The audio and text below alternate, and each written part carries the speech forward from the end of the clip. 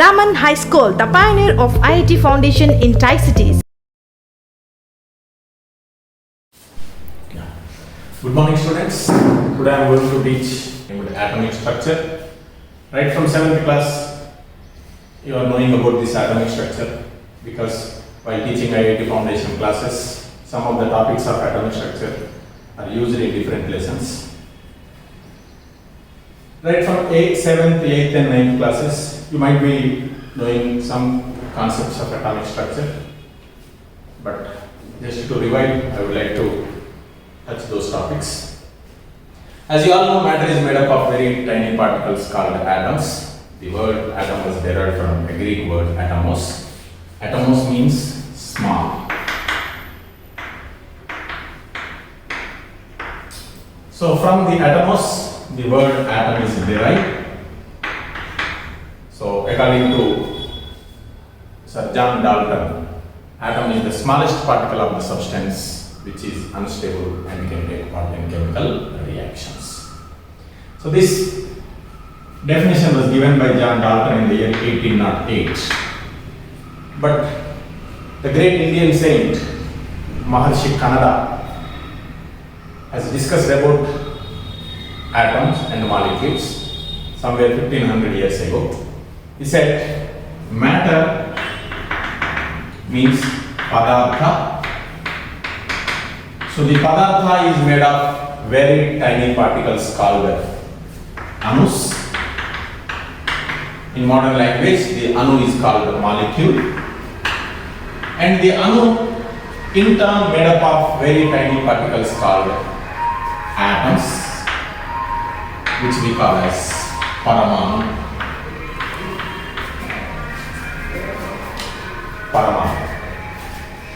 Now, atom, as Dalton said, the smallest particle of the substance which is unstable and can take part in chemical reactions.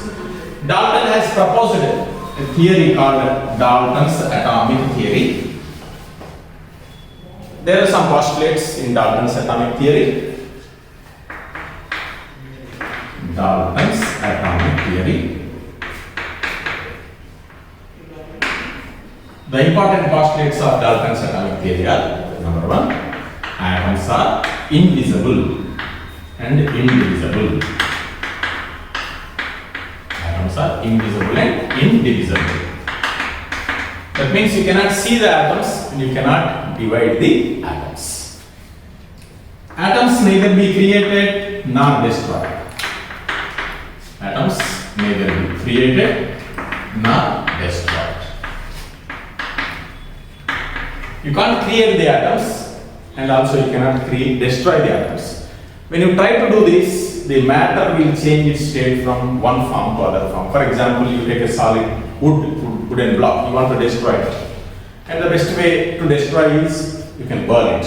So when you burn the wood, it will be turned into flame, some smoke will be released, some ash will be released. So this is the way the atoms of the wood get converted into ash, converted into flame and converted into smoke and some part of charcoal. So that is what the atoms, you cannot create the atoms as well as you cannot destroy the atoms. And the other important point is atoms of an element have same mass and size. In other words, you can say are identical in all respects. Identical in all respects. That means in size, in shape and in mass. Suppose if you take some 10 atoms of hydrogen, all the 10 atoms of hydrogen will have same mass and same size and same in other aspects also. Atoms of different elements will have different mass and size. Atoms of different elements are different in all respects. That means when you take a hydrogen atom and an oxygen atom, the mass of hydrogen is different, the mass of oxygen is different, the size of hydrogen is different, and the size of oxygen is different. So what we can say is atoms of different elements are not identical, they are totally different in all respects. Atoms of same and different elements, atoms of same and different elements combine to form compounds. Combine to form compounds. Even though they have say different size, different mass and different in all respects, but they combine and form different compounds. For example, hydrogen and oxygen, they are different in all respects, but they combine to form different compounds like water and hydrogen peroxide. Take carbon and oxygen, they are different elements, belongs to different elements, but carbon and oxygen combine to form carbon dioxide, carbon monoxide, etc. And the other postulate given by Sir John Dalton, atoms take part in chemical reactions. Atoms take part in chemical reactions. So the various chemical reactions happen in our daily life right from morning to evening. They are just because of atoms but not molecules. So because of atoms, chemical reactions takes place. So these are the postulates of Dalton's atomic theory. Number one, atoms are indivisible and indivisible. Number two, atoms can neither be created nor destroyed. And number three, atoms of an element are identical in all respects. And number four, atoms of different elements are different in all respects. And atoms of same and different elements combine to form compounds. And atoms are the main reason for participating in chemical reactions. After Dalton's proposal, the atom, which he said that it is invisible and indivisible, scientists could identify that atoms are divisible. And they found that atom has more than 100 particles. But out of the 100 particles present in such a small one, they found that 3 particles are very, very important, and they call it as fundamental particles.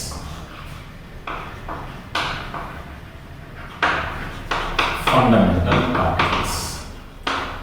The 3 fundamental particles are: number 1, electron; number 2, proton; and number 3, neutron. There is a time gap in the discovery of these 3. Electrons and protons were discovered somewhere in 1911, between 19 to 1911, whereas neutron was discovered in the year 1932. Electrons carry negative charge, protons carry positive charge, and neutrons carry zero charge.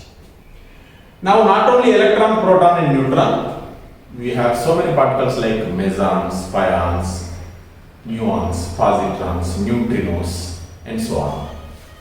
So now, you know that the indivisible atom proposed by Dalton, and from there we came to know that atom has more than 100 particles, and in that the fundamental particles like electrons, protons, and neutrons, they have different charges and all this. So now we need to know actually what is the shape of the electron and what is the shape of the atom, where the electrons are present and where the protons are present and neutrons are present. To know this, actually the topic atomic structure came.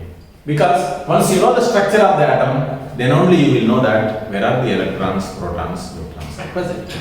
So that is the reason why we call this lesson as structure of the atom. And different scientists, various scientists from different countries they have proposed different theories on the structure of the atom. And the first theory was proposed by Sir J.J. Thomson, because he is the man who discovered the charge of the electron. So Thomson's atomic model, we call it as Thomson's atomic model.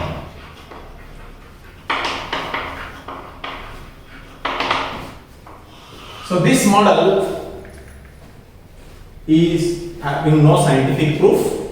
Simply he proposed that this model is compared here. Atom is compared with a watermelon. That's the reason this model is also called watermelon atomic model. So according to this model, atom is compared as watermelon. And you know watermelon, if you cut and see, you have seeds embedded in the red spongy matter. So the seeds are embedded in the red spongy matter. In the same way, according to Thomson, the seeds are compared with as electrons of the atom, and the red spongy matter is the protons and the neutrons. Electrons mass is not counted. Watermelon accounts the total mass of the watermelon is given by red spongy matter. In the same way, for atom also, the protons and neutrons have the total mass. This model failed because there is no experimental proof. And later, the students of Rutherford, they have conducted an experiment called alpha rays scattering experiment to know the structure of the atom. And they got some doubts in that experiment. They come to Mr. Rutherford. Again, Rutherford has conducted that experiment and he has given complete clarifications to the doubts of the students of Rutherford. Let us go into that experiment. The name of the experiment is alpha rays scattering experiment.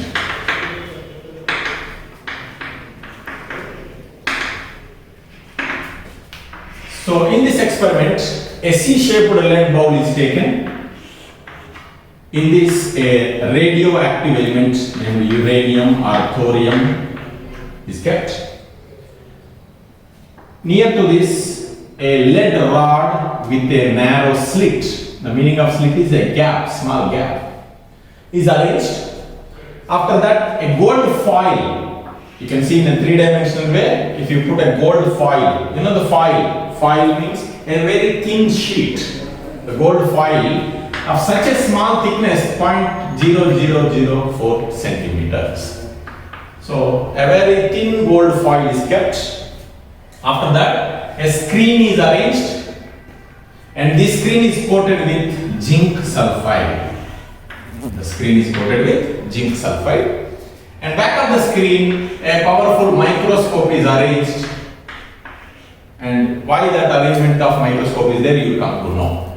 Now what happens in the experiment is, the radioactive element emit three type of rays: alpha rays, beta rays and gamma rays. Out of that, we require alpha rays. Now when alpha rays are emitted from the radioactive element, they spread like this. But we don't want these many rays of light because they contain some lakhs of light rays. So we want only a beam of light rays. So the beam of light rays pass through the narrow slit, and because of the slit, a perfect beam will come, and that beam of light fall on the thin gold foil, and through the gold foil they pass and fall on the screen. So when they fall on the screen, they produce small dots called scintillations. If you go back to old TVs, when you switch on the old TV, before the picture comes, there used to be small white and black dots. Those we call them as scintillations. Here also the scintillations are formed. And the compound microscope arrangement here is to count the number of scintillations which are forming on the screen. Because that count will help how many rays are passing through the gold foil. That is what the purpose of compound microscope here. So once again, alpha rays emit from the radioactive element and the lead rod will block all the rays except the beam of rays which are passing through the slit, and those beam of rays will fall on the screen, on the gold foil. Through the gold foil they pass and they fall on the screen. Because of coating of zinc sulfide, the alpha ray when it hits the screen, it causes scintillation, and that scintillation is counted by the compound microscope. And up to here, the students of Rutherford are very clear, and they have observed something at this point. What is observed is, two things they have observed. Number one, 99% of the rays are passing through the gold foil.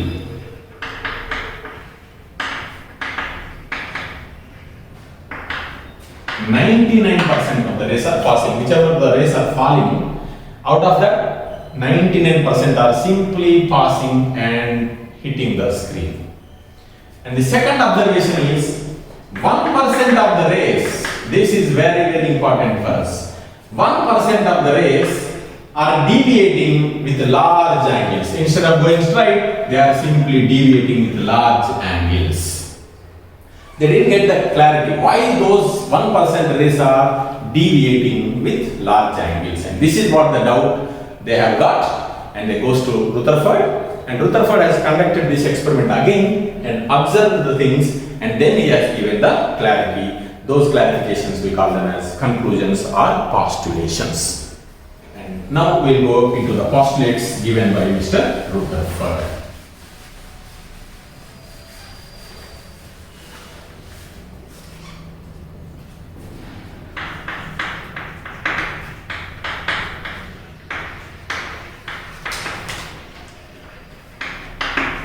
Postulates of Rutherford's model. So the first observation is 99% of the rays are passing through the gold foil. And for that, the conclusion given by Rutherford is the atom which is present in the gold foil is almost empty. For example, you take one of the atoms of the gold foil, the alpha rays are coming like this, and simply they are passing. They are able to pass because the atom is almost empty. Atom is almost empty. And the 1% deviations are coming because the positive charge of the atom is located at the center in a very, very small place. Suppose if this positive charge would have been this much size, then what would have happened is almost all the rays would have been either reflected or they would have reflected with large angles, or they would have reflected back. But that is not happening. What is happening here is only 1% of the rays are deviating with large angles, and for every 20,000 rays, one ray is coming back. That indicates the atom is almost empty. If this is the atom, don't think that atom is this much size, we are just imagining. And if this is the atom, this is the place where the positive charge is present. The alpha rays simply goes because almost atom is empty. And the alpha ray which is coming close to the nucleus, alpha ray is positively charged and the nucleus is positively charged. Like charges repel, so that's the reason alpha ray will be deviated with large angles. And the other point is, for every 20,000 rays, one ray is coming back. That means the ray which is going straight to the nucleus is reflected back. So the three doubts of the students are clarified. Number one, 99% of the rays are passing through the gold foil. The reason is atom is almost empty. And number two, 1% of the rays are deviated with large angles because the positive charge present in the atom has very small place. So that's the reason the rays which are coming close to this are just deviated, reflected. And one ray for every 20,000 rays is coming back. That means it also indicates that the nucleus carry very, very small place, and the ray which is going straight to this gets reflected back. So these are the doubts clarified by Mr. Rutherford. And not only this, with this experiment, the great thing happened is discovery of the positive charge. And later Mr. Rutherford named that as nucleus. So according to Rutherford, atom is largely empty and it is in the form of a sphere. So we can say atom is a largely empty sphere. And second one, the whole mass of the atom is present at the center of the atom. We call it as nucleus. And this nucleus contains protons and neutrons. We call them as nucleons. We call them as nucleons. And Mr. Rutherford could also calculate the size of the nucleus and size of the atom. The size of the atom is 10 power minus 12 to 10 power minus 13 centimeters. Sorry, size of the atom is 10 power minus 8 centimeters. And the size of the nucleus is Size of the nucleus is 10 power minus 12 to 10 power minus 13 centimeters. So somewhere the nucleus is 10,000 times smaller than atom.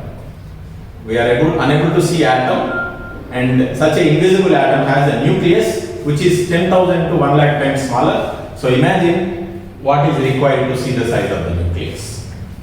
And the electrons are present in the extranuclear part. If this is the atom, this is nucleus. The remaining part is extranuclear part. In the extranuclear part, the electrons are present and they revolve around the nucleus like the planets around the sun. So this atomic model, Rutherford's atomic model, is also called solar atomic model because it is compared with solar system, and also it is called planetary atomic model because the electrons movement is compared with the planets, and also this is called a nuclear atomic model because in this model the nucleus is discovered.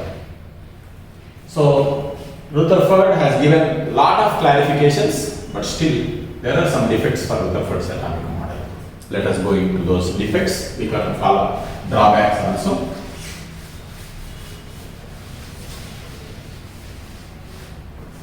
So the drawbacks of Rutherford's atomic model.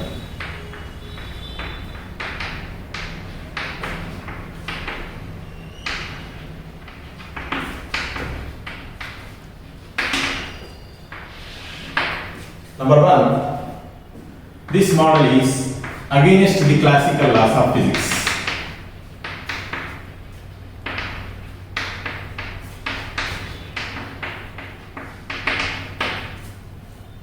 What is the classical law? Let us see.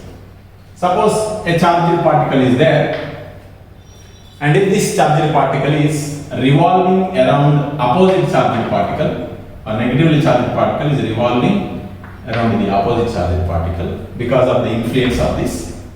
Now this charged particle has to lose energy continuously and it has to follow spiral path. By following spiral path, it has to come very close and close to the opposite charged particle, and definitely some or the other time this particle has to fall into this oppositely charged particle. This is the classical law. Any charged particle which is revolving under the influence of opposite charged particle, it has to lose energy continuously and it has to follow spiral path. By following spiral path, it comes very close and close to the opposite charged particle, and finally this charged particle has to fall into the opposite charged particle. And if this concept, this classical law is applied to the atom, atom also, it has a nucleus and electron. And according to Rutherford's model, electrons are revolving around the nucleus. Now when the electron revolves around the nucleus, the electron also should lose energy continuously and it has to follow spiral path, and finally the electron, by following spiral path, it comes very close and close to the nucleus, and finally the electron has to fall in the nucleus. If the electron falls in the nucleus, atom collapses, but atom is stable. So Rutherford failed to explain why the atom is stable, why it is not following the classical law. This is one. And the second defect is this model failed to explain the line spectrum of the atom. Line spectrum of the atom.